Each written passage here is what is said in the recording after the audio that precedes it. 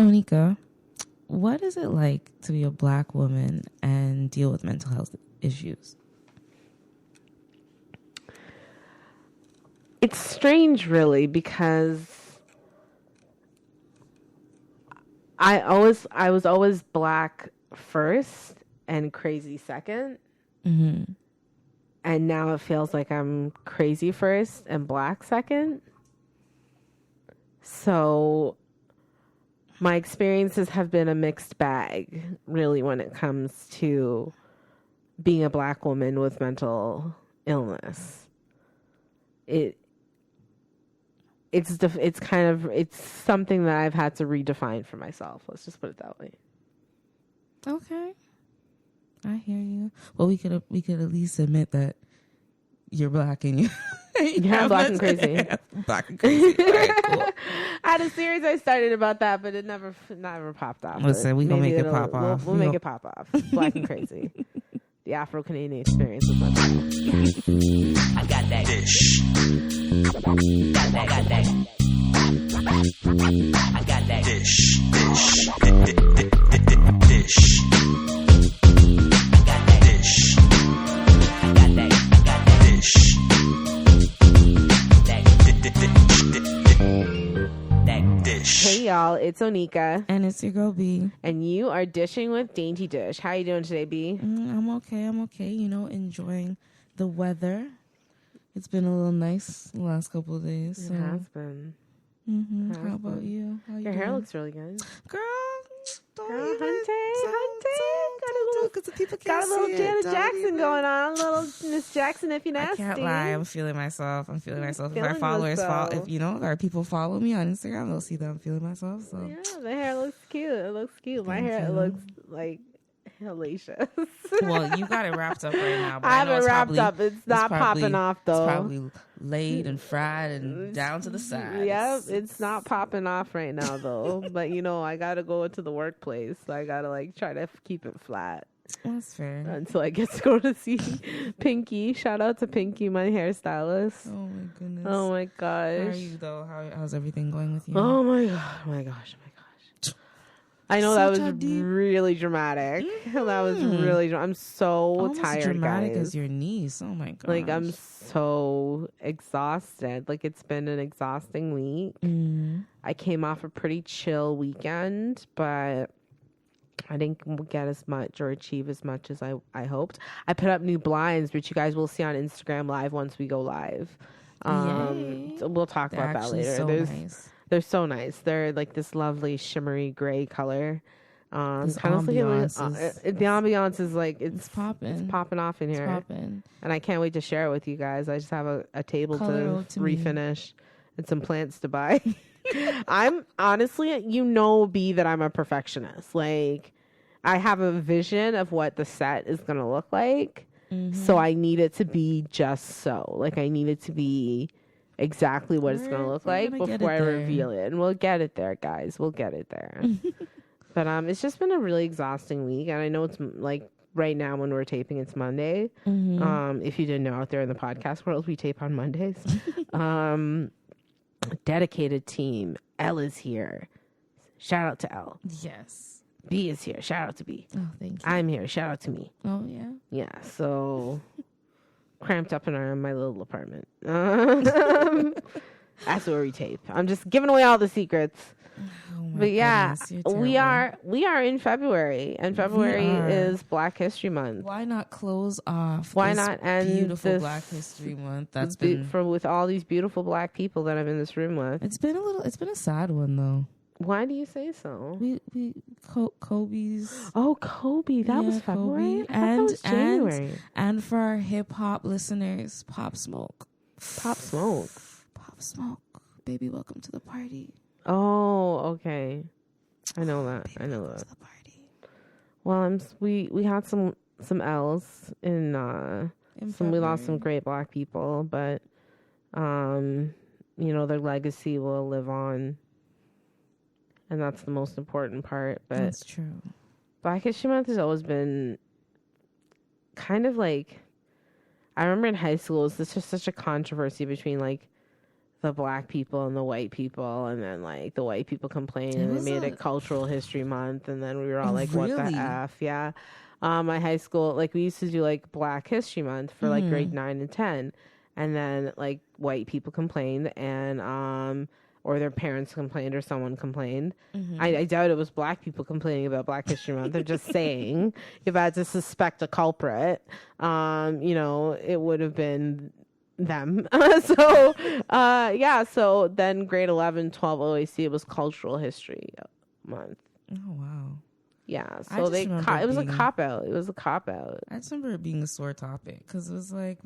Everyone was so tense during Black History Month. Like, the white people didn't know what to say. The black people wanted to just yell at everybody for the injustice of slavery because they only remember it in February. And the shortest month in the whole year. Oh, and the shortest month of the year. Okay, get over that. Except for every leap year. That was 29 days. We get one extra day. This year, we get one extra day. So, yeah, it was I remember it being a very tumultuous, like, very heated time in my high school. I used to do the African, like, liturgical dance with my friend Yatunde. Shout out to Yatunde, if that isn't the most... African sounding name you've ever heard. I love that name. Yatunde I love her. I've always loved her. I've been in love with her for years. So yeah, shout out to Ye. She taught me like tribal dancing, and we do it in the auditorium, and it was cool. It felt like I was a part of something. Yeah, a collective community. That's community. How you're supposed to feel for Black History Month. Yeah. Well, we're going to get into a little bit about like Black mental health today. And we're also going to talk about the concept of mental slavery. So we'll get to it. But right now it's time for Newsflash. So Toronto Black community faces a greater risk of having serious mental health problems.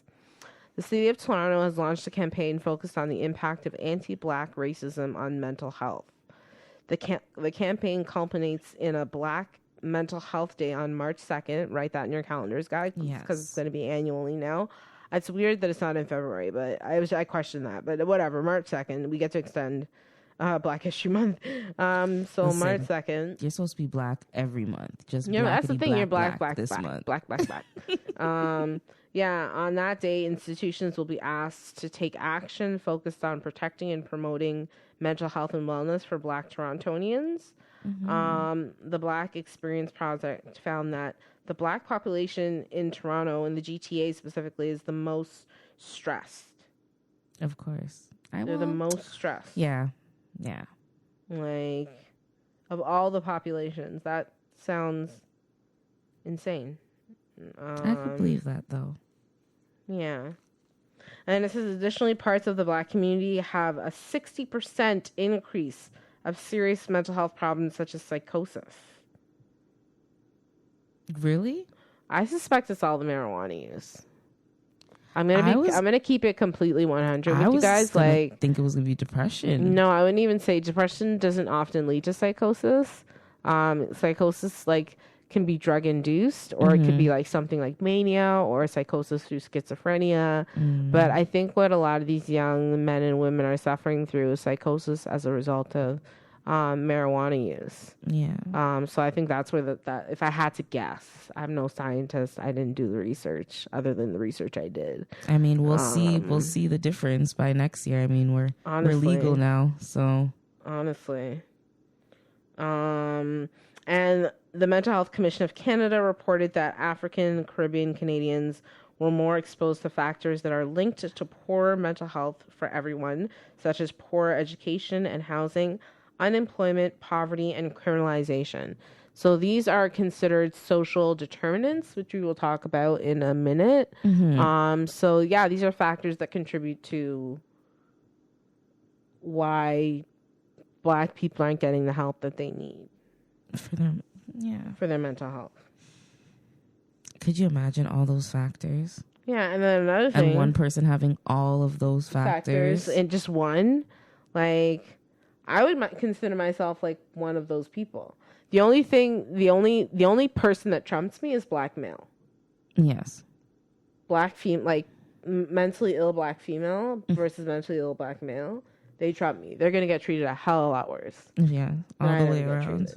And they're going to have no access, which is another thing. On top of that, black Torontonians can't easily access culturally appropriate mental health support and services. So basically, I've never seen a black psychiatrist or a black psychologist. I have once. Actually, I saw Moms that time. She was shockingly very Afrocentric. Oh, really? Yeah, I saw her. I went and saw her that time. But other than that, I'd never been around a black physician that was a psychologist or psychiatrist. I've had one, but I don't know. I want to say she was colonized. I wanted to say that, but I felt like that would be like gentrified. Yeah, she was maybe not colonized. Yeah, maybe that's not the right word. Yeah, I thought that would be a little bit of a sorry, she's but been gentrified. She's been assimilated. Yeah, she's been assimilated to the culture. Yeah, and it wasn't it was like whiteface was on hard. Yeah, yeah, and it was kind of hard to connect with her, so I could see. So even when you find them, can you connect with them? You know? Can you even connect with them? You can't just be on a black tip. I'm gonna have you as my psychiatrist or my psychologist because you're black. Can you afford them? Can you afford them? Covered under OHIP, or is it private? What? Honestly. So next up, panel highlights impact of race, intergenerational trauma in mental health in black communities. So the University of Ottawa hosted their first annual panel on black mental health, centered on how social environments such as schools and workplaces impact the mental health of black people through racism, stereotypes, and prejudice. The panel looked to raise awareness through the lens of the Vulnerability, Trauma, Resilience, and Cultural Research Laboratory, where they have 11,000 clients yearly. And of those 11,000, 1/4 of them members are a part of the black community. While they are, even though that is the case, mental health services are offered at the center, but many of the members of the black community are not accessing these services. And again, you wonder why.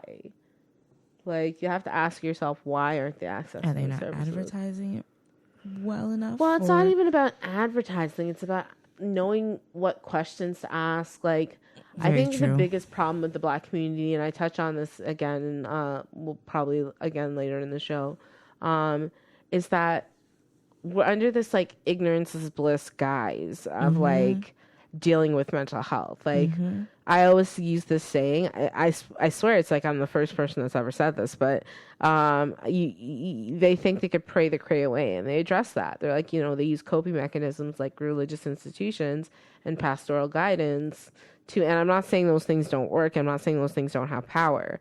But as a bipolar person, if I went off my meds and just started going to church and just dicked off of what I was supposed to be doing, the likelihood is God's not going to save me.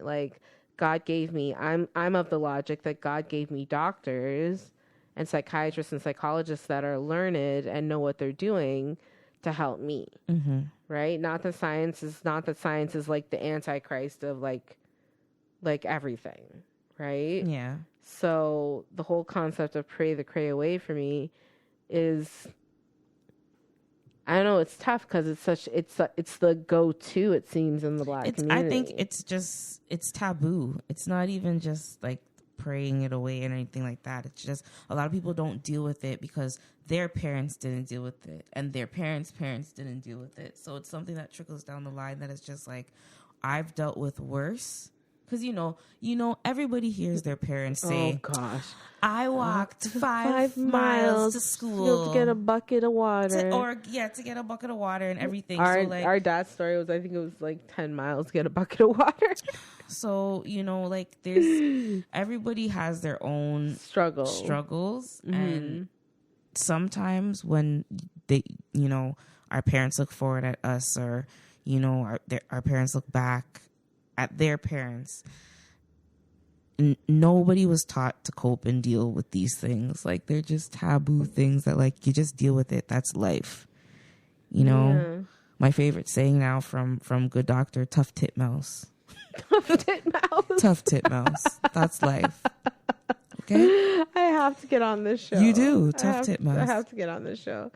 A 2017 Canadian Community Health Survey found from studying people with depression, African and Caribbean people were 60% less likely. So this is now a percentage, a number on it, than white people to seek treatment. So 60% less likely to seek treatment. Mm-hmm. And a lot of it has to do with negative interactions with healthcare providers that can also add to the barrier to access to care. Black communities are recording some of the worst experiences in the healthcare system, according to the Canadian Community of Health Survey. I've had some bad experiences, so I'm part of that. I'm part of that 60%. You're here, aren't you? Like, no, we'll just when it comes address to the issues. You have a platform. When it just comes to healthcare providers, like I feel like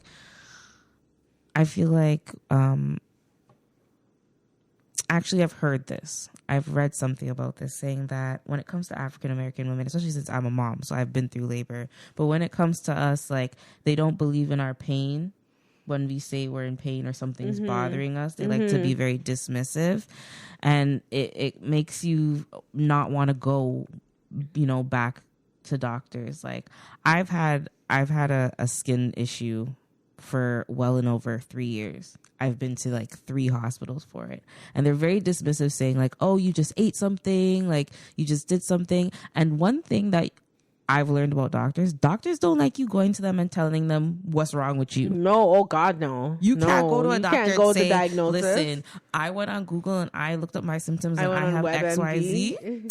And this is what I have, so I need this prescription. You can't go and tell those people that.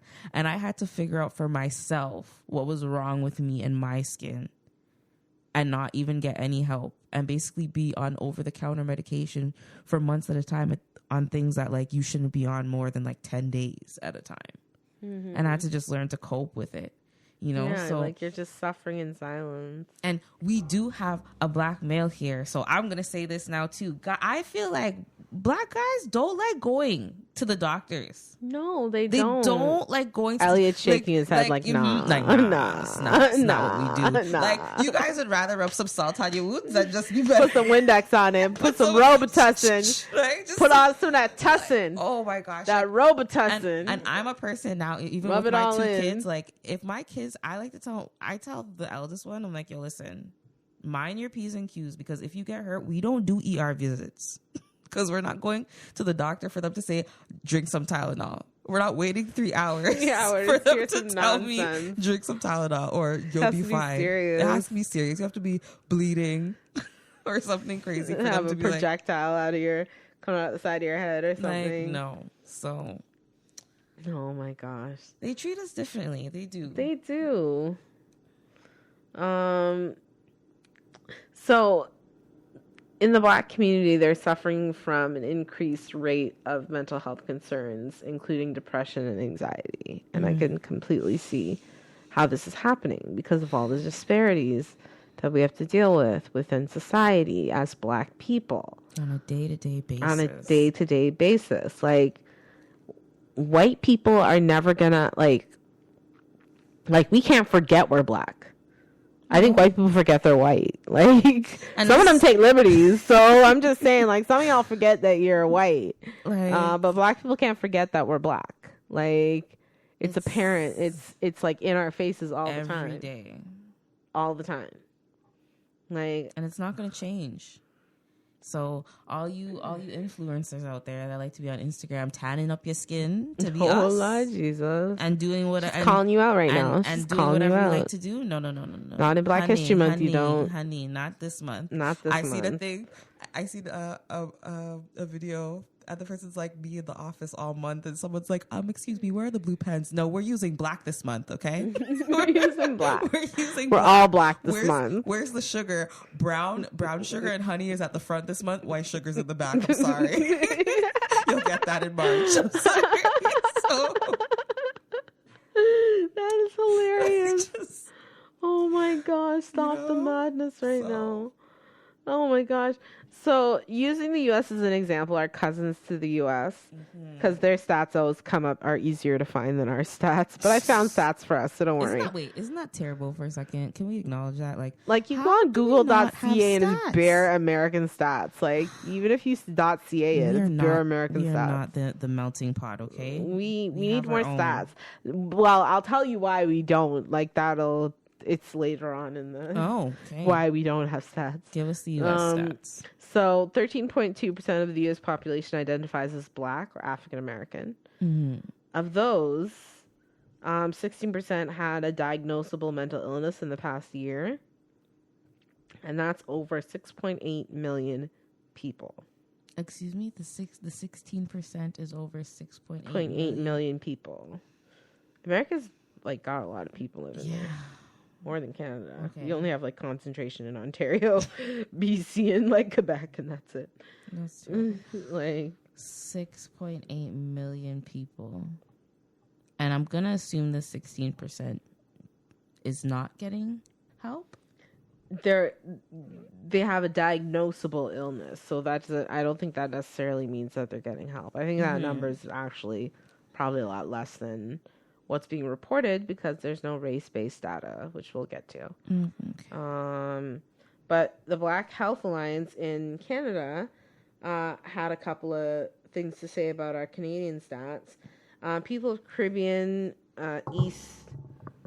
East and West African origin in Ontario have a 60% increased risk of psychosis, which we talked about before. That's where that fact probably came from, was the Black Health Alliance from that article. Black Ontarians experience a higher level of adverse pathways to care, so ER, ambulance, and police, when compared to those of white European descent. So basically, my pathway to care has always been the police. To get to my care. Mm-hmm. They say ER, ambulance, police, right? Okay. So my pathway has always been police to ER to isolation for 3 days. Okay. Dealing with the nurses and the security and all of that. Then isolation on whatever floor is the psychiatric floor.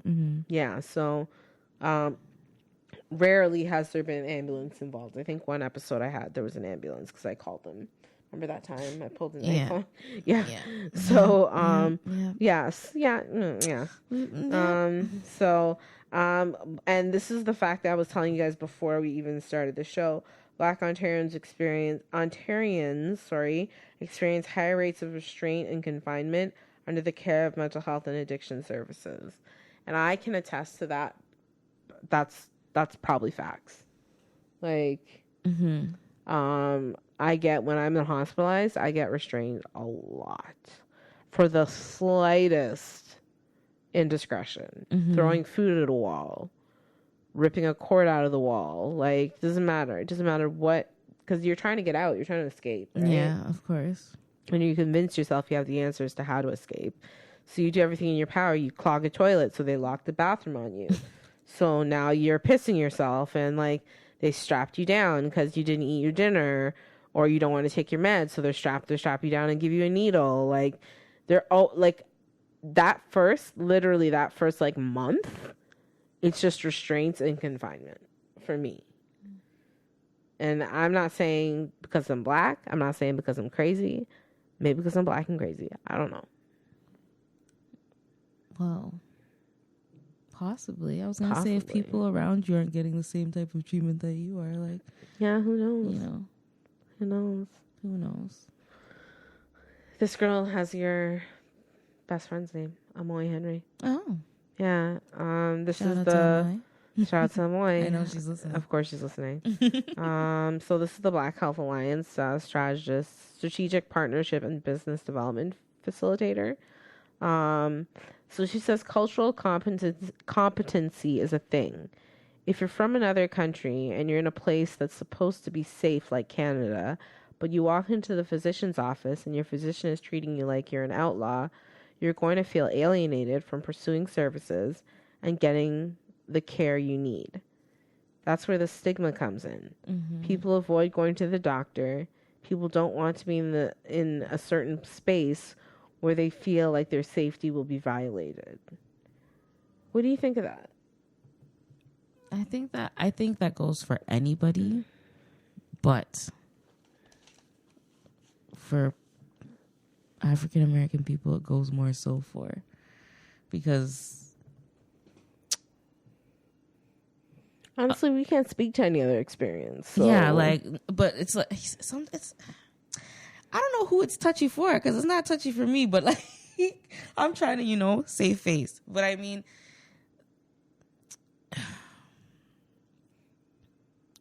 when it comes to treatment as an African American,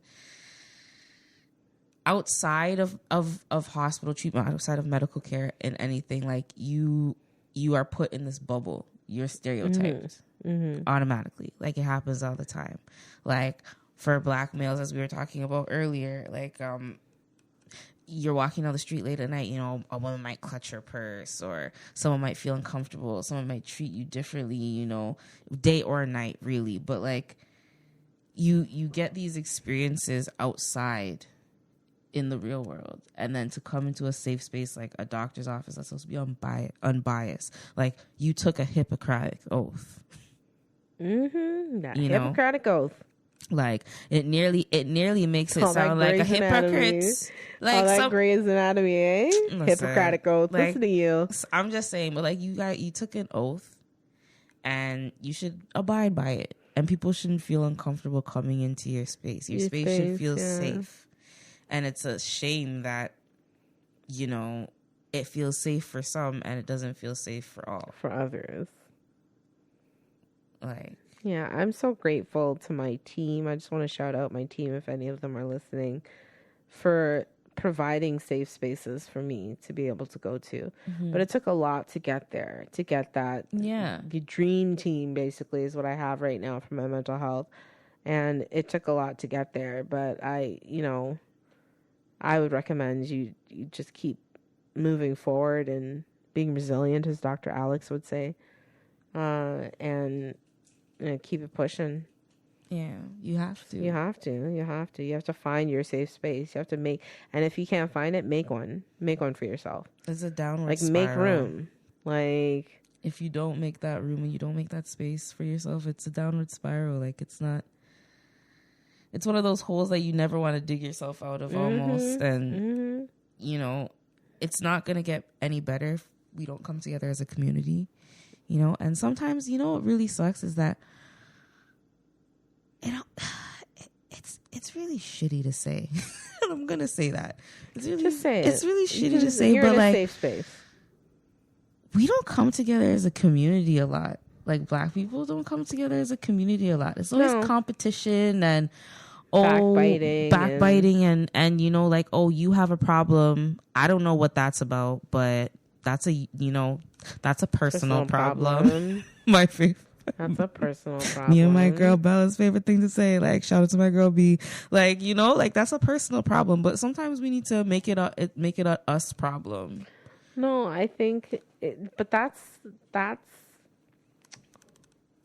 how the slave master wanted it, man. You have to understand the whole concept of slavery, and we'll get to mental slavery in a minute. But like, it's rooted in the slave trade and colonization, and the fact that we were physically enslaved. And there's another quote in here that I wanted to reference, and it talks about like our people had been kidnapped, and the struggle and the pain that we went through.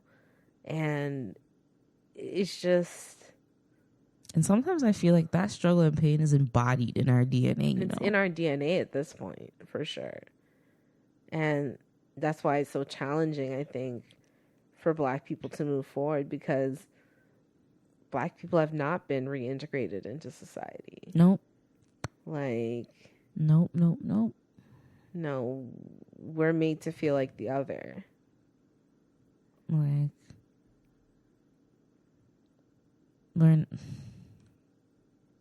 And you know, it's sad to say, it almost feels it's Obama was our foot in the door, and we're Canadian, okay? Yeah, he wasn't even our president. I cried when Obama got elected. I was sitting on my couch at our house. Yes. And he was elected 2008, I remember, and I cried like a baby because I had studied like slavery and I studied colonization. And I knew the history. Sorry, I'm slapping my book.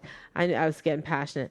I knew the history and like, you know, how far they had come, but there's an Obama quote in here too. Girl, I'm on point right now. You don't even know. Like the history and like the richness of it all. It was such a magical, moving moment when he was hired. And then dancing to Etta James at his inaugural ball with Michelle. What? Like, talk about it. No, but there's just some other, they're not fun facts. Nothing about any of this is fun. No. So just some facts. Second generation Black Canadians earn 10 to 15% less than second generation white Canadians, which I'm a little confused about because I don't think a white Canadian could be second generation unless they're European. Yeah, that's probably okay. That's probably, what they mean. Yeah. Okay. Even when the results are adjusted to reflect educational levels. So in the Toronto District School Board, 69% of Black students graduated in 2011. I know it's an old fact, but I thought it was an interesting one. As compared to 87% of racialized population, racialized students, and racialized means anyone who's not Black, but anyone who's not white. And 84% of white students. And this is a gem. This one is very reflective of what's going on in the United States right now. We also are having it in our own backyard. Black Canadians make up 9.5% of the Canadian prison population, while representing only 2.5% of the overall Canadian population. Wait, run that fact one more time. So, Black Canadians make up 9.5% of the Canadian prison population. 10%. Okay. No, it's 9.5. Just that's the fact. 9.5. 10%, fine. While representing only 3% of the overall Canadian population. Or 2.5%. I'm doing mental math that you guys can't see. It sounds so wrong, but I'm trying to figure it out. Oh, it is wrong. Okay. The number of people living in... That means... I can't do the math because I'm not in Kumon anymore.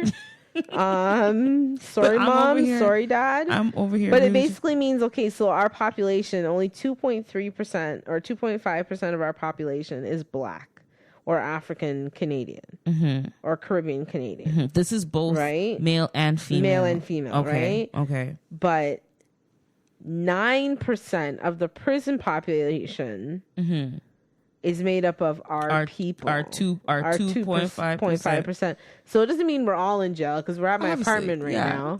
So we're not all. I've never been to jail. I've never been to jail. I think we no, none of us have ever been to jail. Okay, cool. But of our population, let's say there's like 1,000 people, Black people in Canada.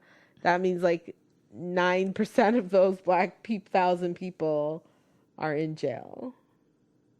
So almost 100. That's almost 100 people. Yeah, it's almost 100 people per capita. Wow. Yeah, so it's pretty messed up.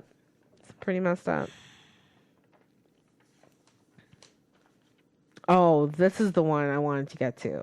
So psychotherapist and trauma care specialist Nicole Brown Faulkner said, you have to understand their psyche. In their souls, they've been kidnapped. They've been tortured, and they've suffered in this migration against their will. Nobody has suffered this amount of pain and suffering. They live from this place, and regardless if they are sitting at Obama's table or not, their soul still lives there.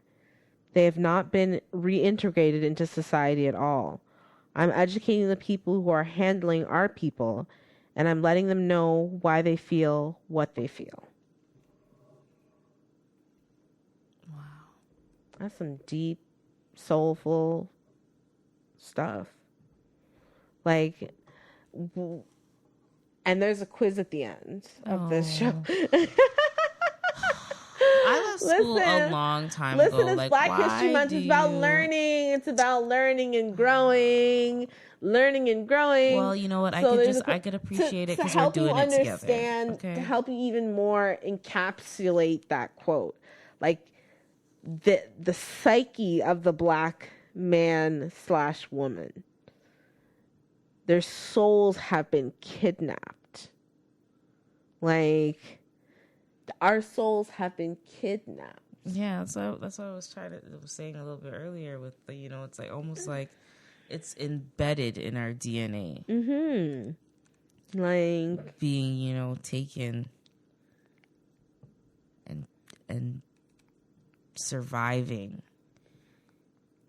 That's crazy. Like, because we still do it to this day. Yeah, we do what our ancestors taught us to do.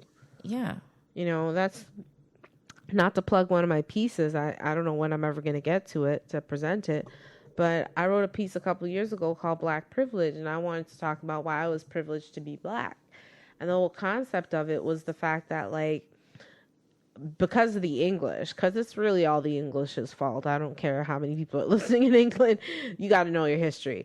They colonized and they enslaved and they ruled over many different populations, not just African people. Mm-hmm. The slave trade was obviously the transatlantic slave trade was huge, but they oppressed, Scottish people, Irish people, Indian people, Chinese people, Indonesian people. Like, they oppressed not just black people. But the slave trade, what made it so horrific was that we were stolen from our country, our home of origin. We were slapped on a name. Some of us even branded if we made it across the transatlantic slave trade. Some of the harshest conditions you could possibly imagine in your life experiencing. Then you get to the new world. You don't speak the language. You don't wear the clothes. You're not a part of the culture. Mm-hmm. And you're now made to cater to the white man and be his property, his chattel. Like, that's pretty effing traumatic for us to just get over in a generation. Because if it was only physical trauma, maybe we would have gotten over it generations ago. Mm-hmm. But it was the mental slavery that our ancestors, and thus passing down from generation to generation to generation to us, have gone through. Mm-hmm.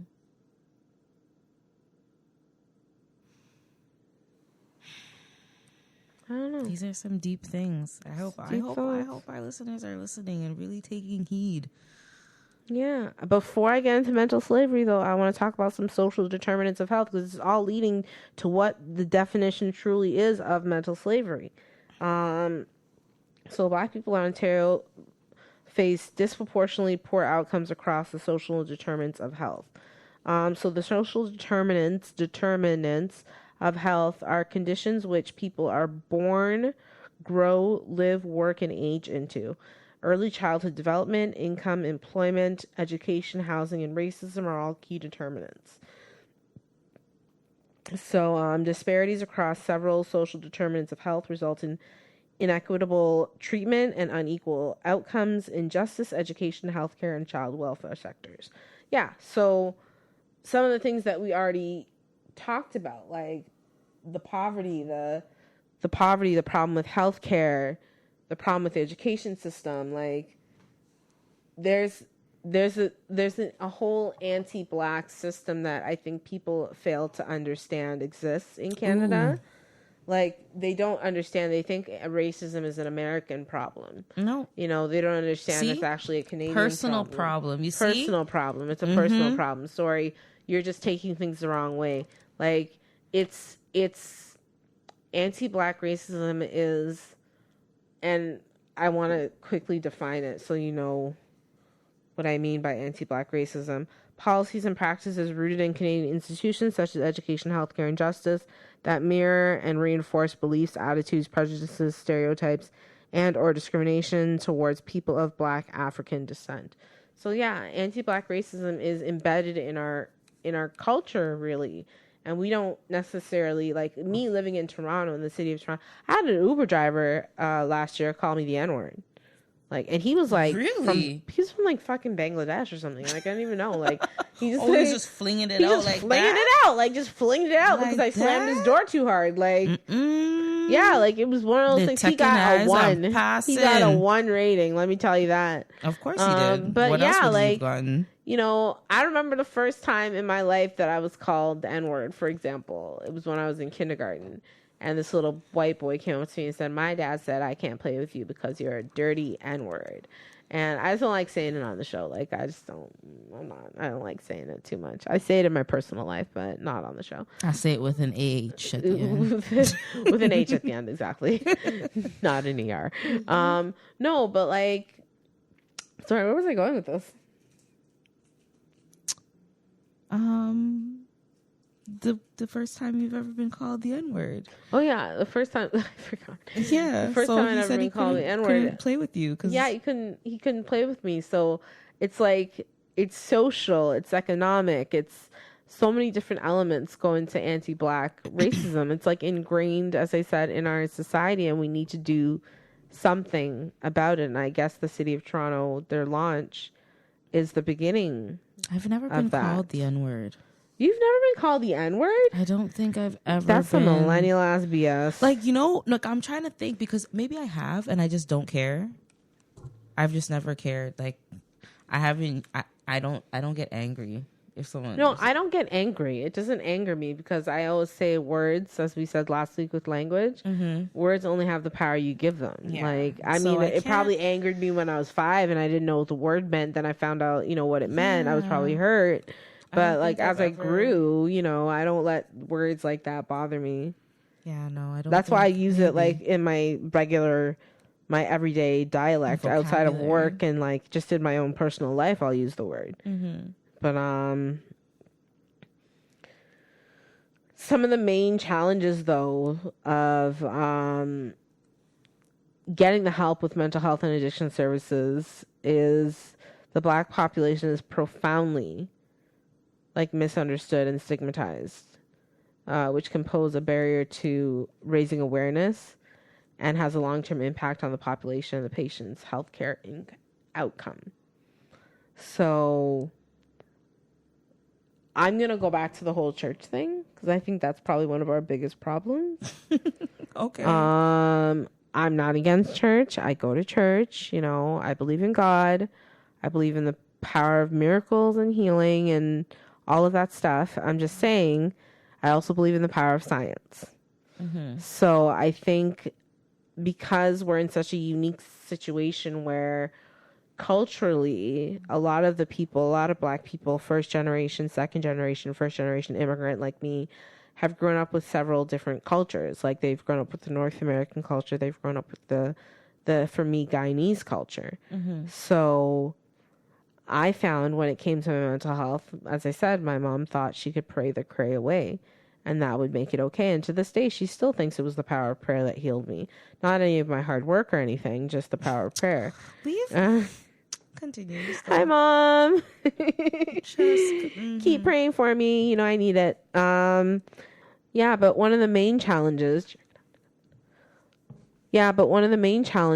is capturing the full extent of the problem and identifying an effective solution is hard because of lack of race-based data.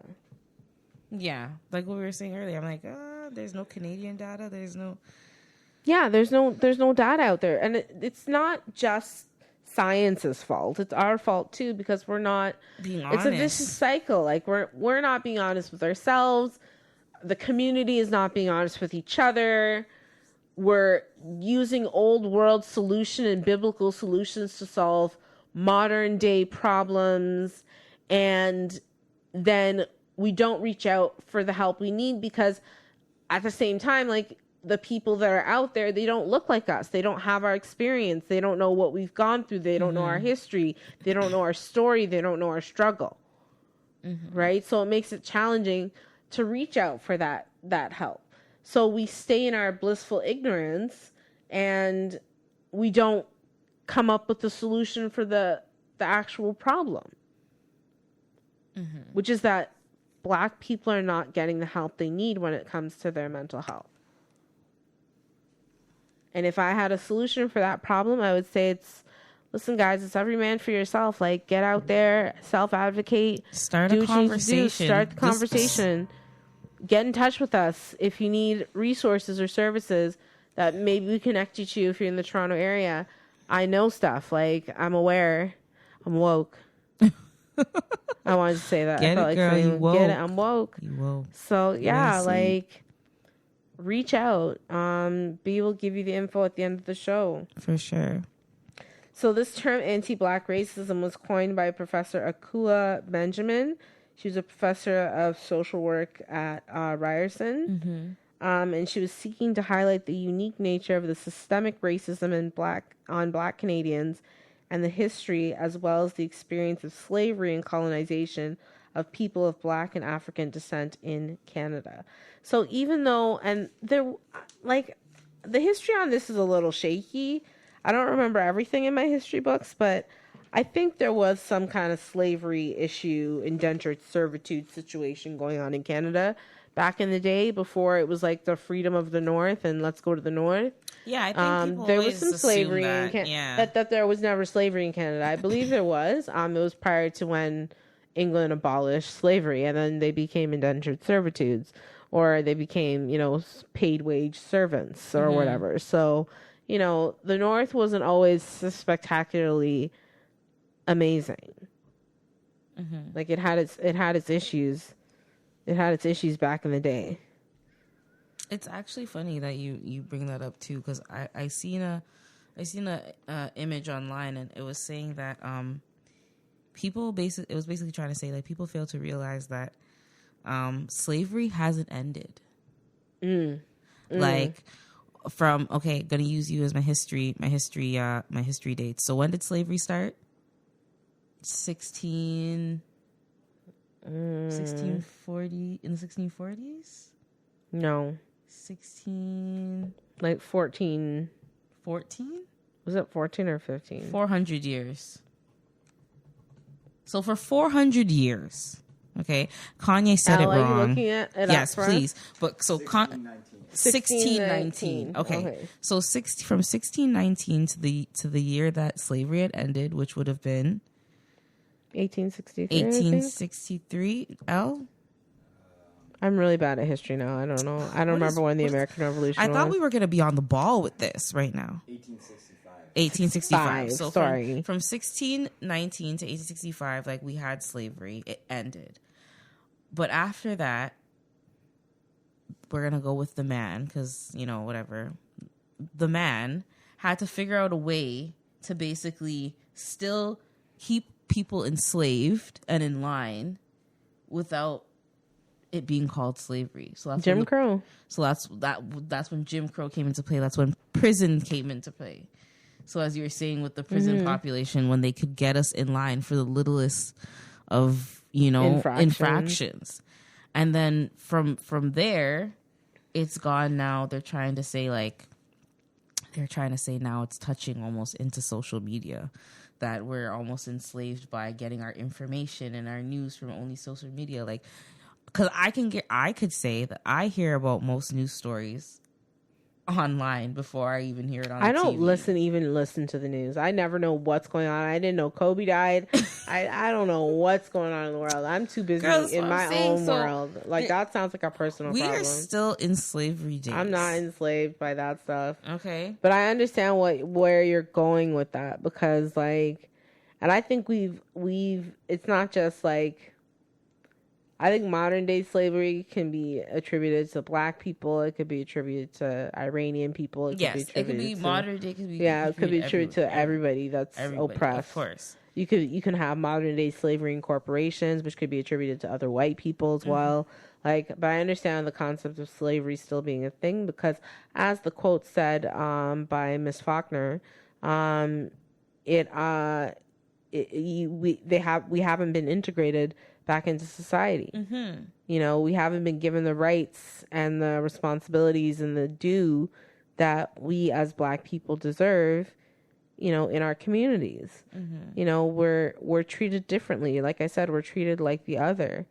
And it's not something's got to give. And I think we talked about Kanye because I made you read that dumb article. Oh my gosh. Because I wanted to talk about mental slavery, because in his definition of mental slavery is what? His let me just bring up exact, because you know what, he was going on a rant, to be honest, people, and it was giving me a headache. It wasn't the right definition of mental slavery, but we'll get to that. Basically, he was trying to explain that mental slavery is like mental imprisonment.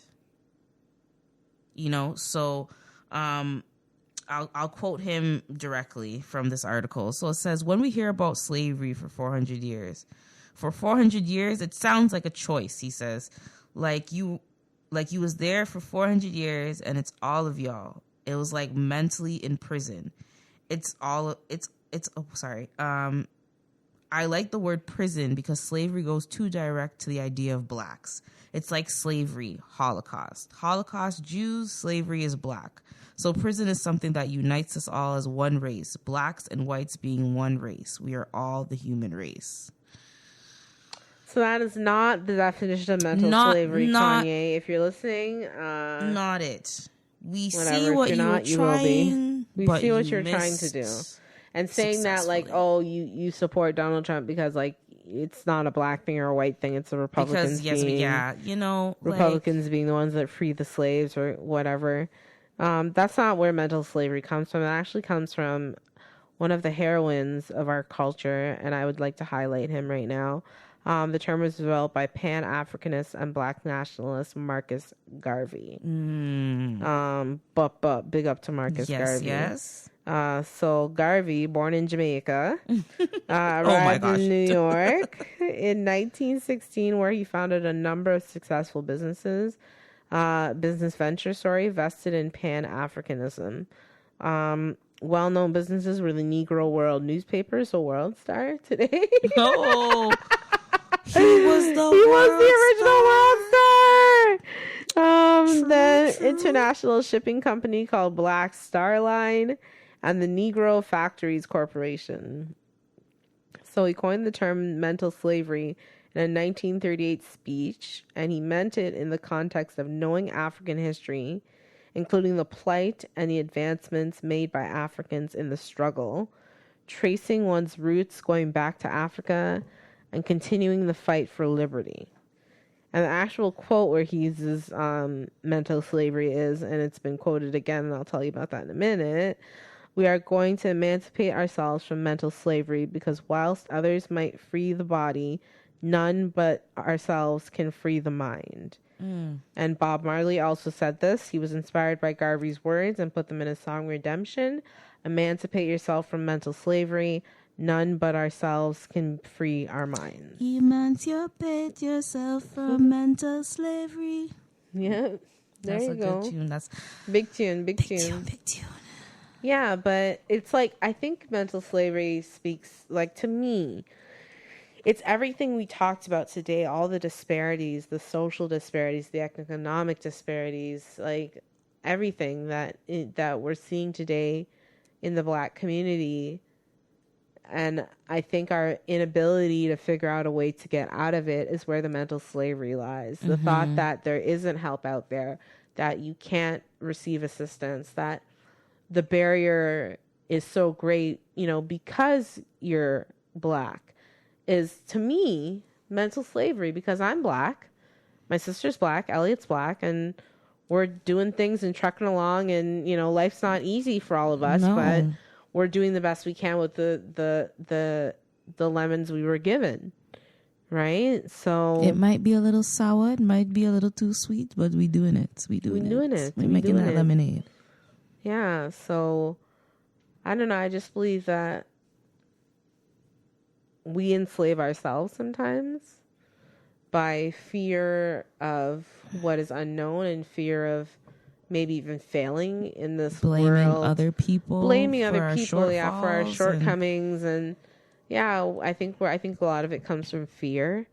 I think slavery was based on fear. I think they were able to physically, 400 versus one person. You'd think 400 slaves would be able to uprise against one person, but they were in a state of mental slavery.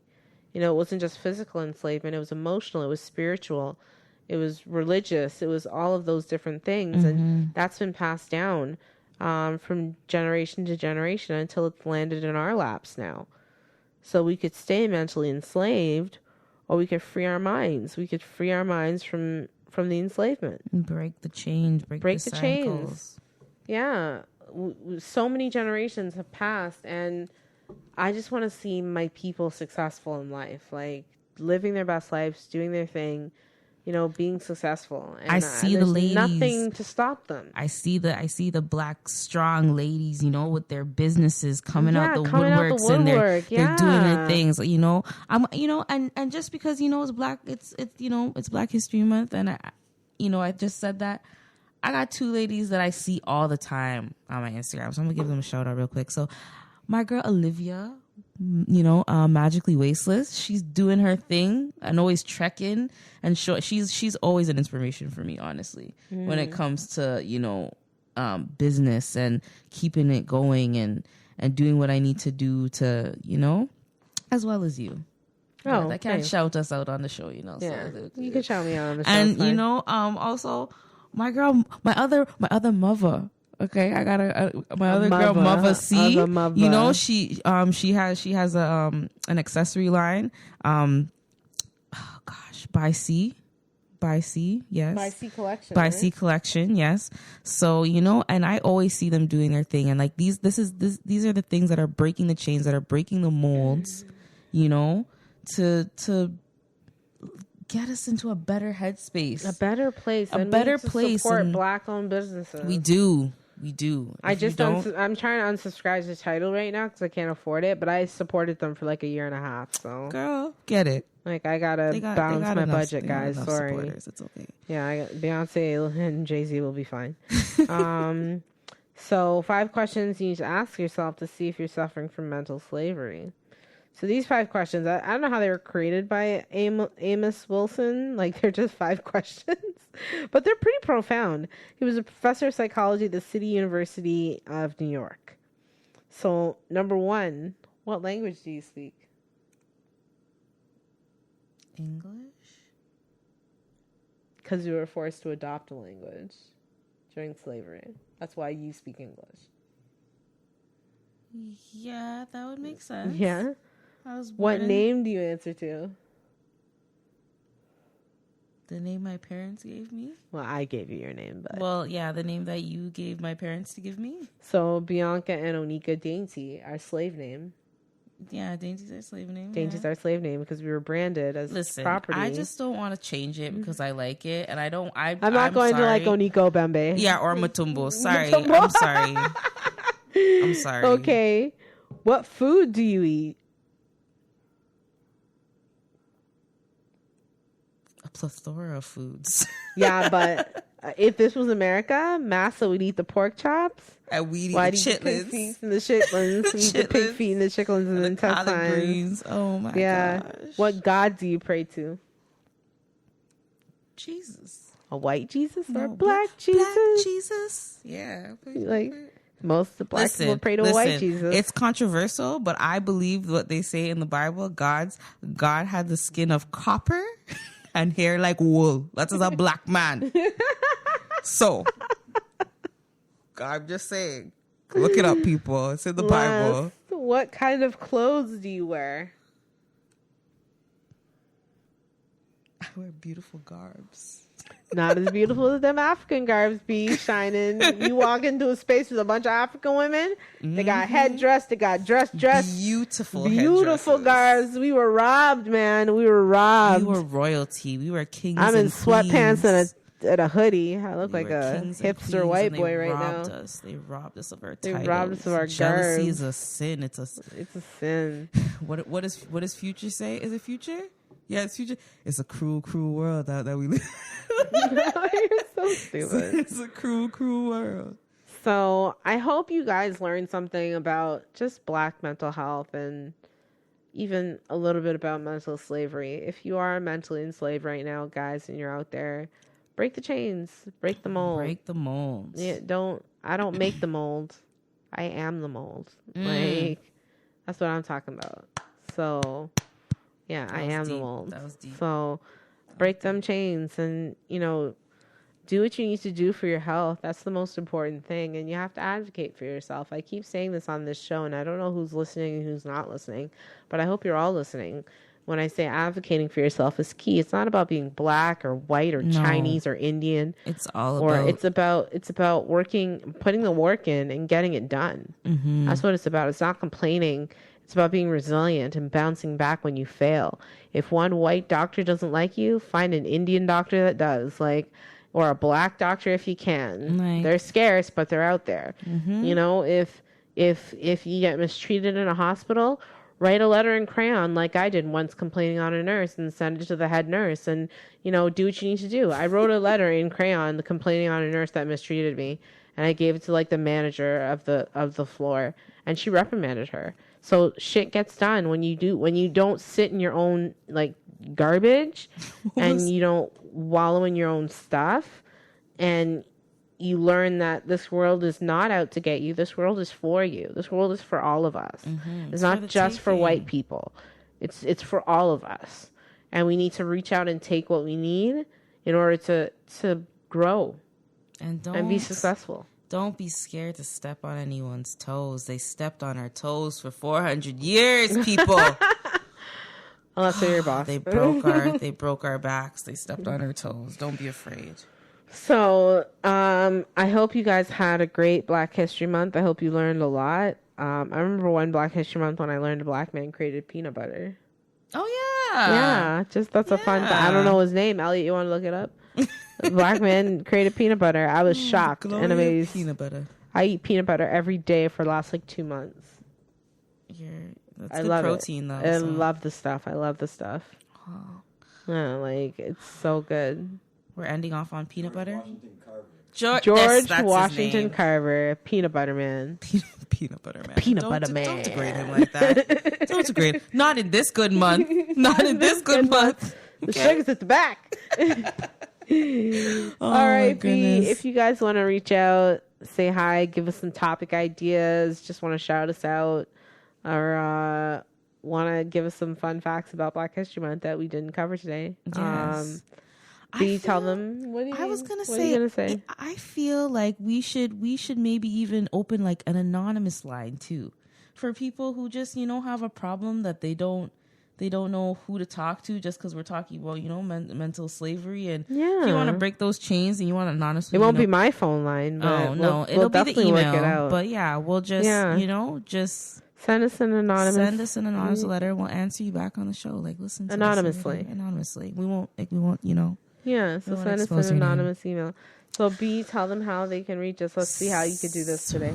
Let's see what you do. I got this. You got this? So if you would like to reach us, you can reach us at dysh@daintydysh.com. That's DYSH at DAINTYDYSH.com. And if you're listening to us on Apple Podcasts, give us a 5, deserve a 5. And if you're listening to us on any other streaming service, share, subscribe. We love you for listening.